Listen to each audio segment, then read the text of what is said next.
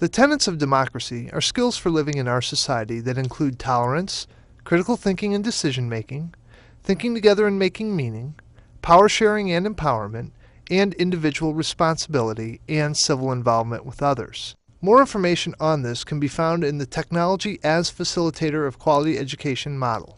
These third grade students are learning about habitats. They have worked in groups to create KidPix Deluxe slideshows about their assigned habitats and are now ready to create their last slides. Before the students begin working, the teacher reviews guidelines for effective group work.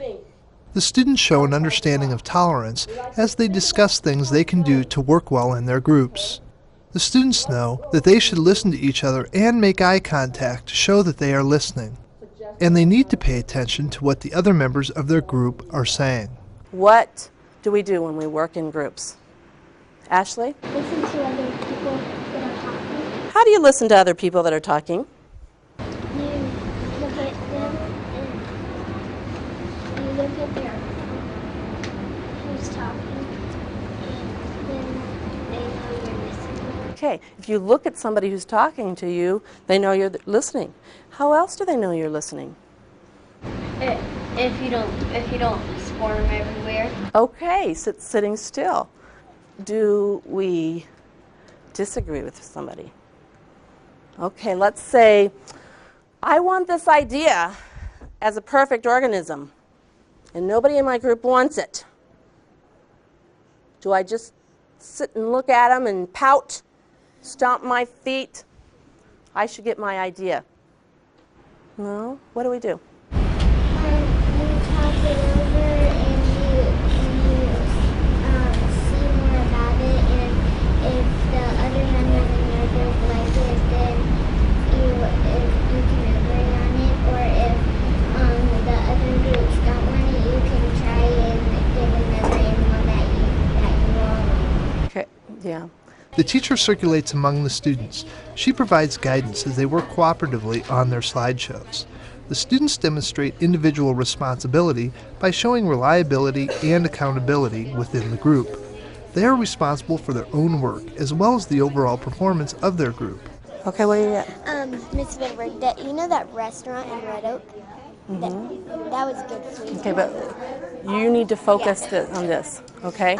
Because if you talk to me about that, what aren't you thinking about? This. Yeah, and that's not fair to your group members either, is it? I'd love to talk to you about that at recess, okay? Okay, so right now, let's talk about what you're doing. The students demonstrate thinking together and making meaning when they talk about the characteristics of the new organisms they are creating. The students work toward a consensus through dialogue. I want you to talk about it, because right now, you're just coming up with ideas, which is really good. Now, make it the animal. Make sure that you all agree. Where all those important things an organism needs, what are they? Water, shelter. How is it going to get those? How is it going to meet its needs? And how is it going to do that? Okay? You can make the So, habitat. talk about how that's going to happen. The students are also engaged in the decision-making process as they discuss the characteristics of their habitat and come to an agreement. Why did you call it a slow fox? Because we got just a little bit of the name from the slow one. And the red fox. And the Slow fox.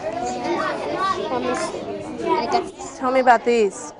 Those are like the eyes. Eyes. Yeah, eyes. Oh, is there anything special about the eyes? They You can see far. Why? Why is it necessary to see far for them? So like it has time to get away from Predator. So if there's like a predator way back there, or like a tiger or something, you can just run away. Okay. And the long legs help them run fast. Okay. The teacher and the students discuss how their presentations could benefit the audience. The teacher stimulates the students' critical thinking skills by asking questions about the importance of understanding plants and animals. Guys, why is it important? Why?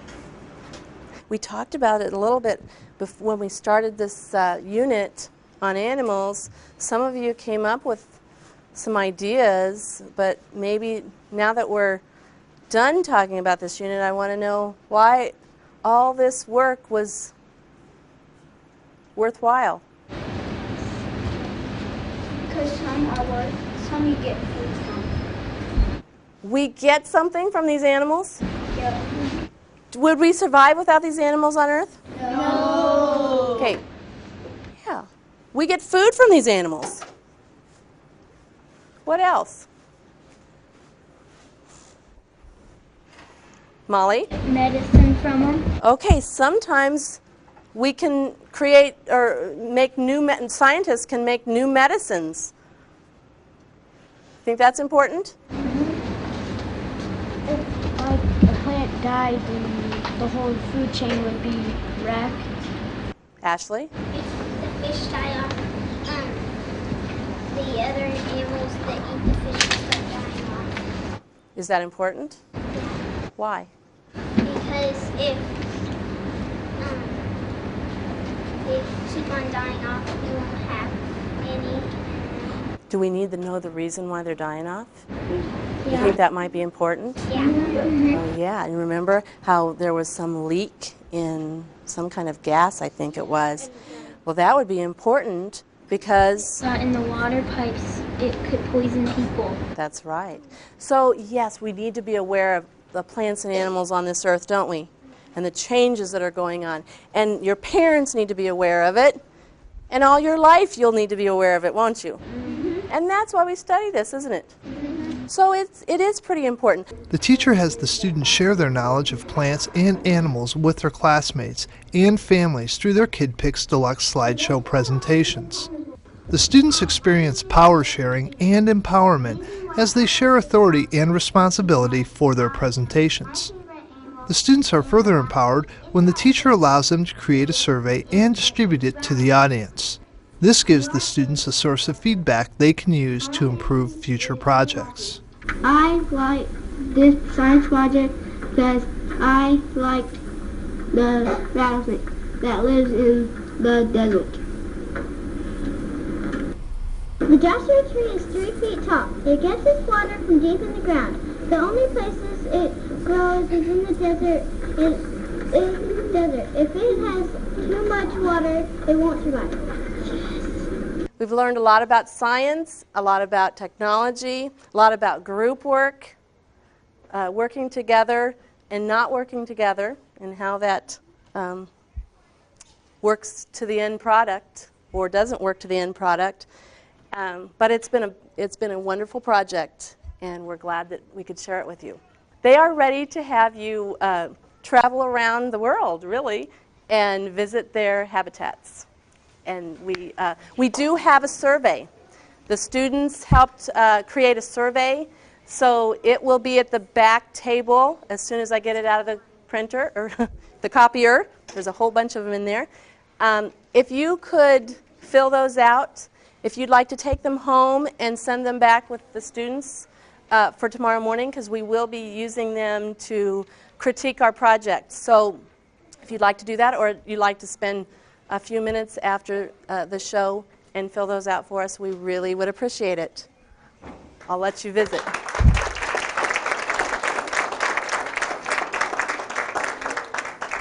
The next day, the teacher engages the class in assessing their performance. Each group of students has to evaluate its work. As a result, the students become aware of positive and negative group dynamics. The students engage in critical thinking as they analyze their learning process and describe what they will do differently in the next project. So we weren't expert on that, but we were pretty close. Yeah. So next time when you work on your group work, how are you going to do it differently?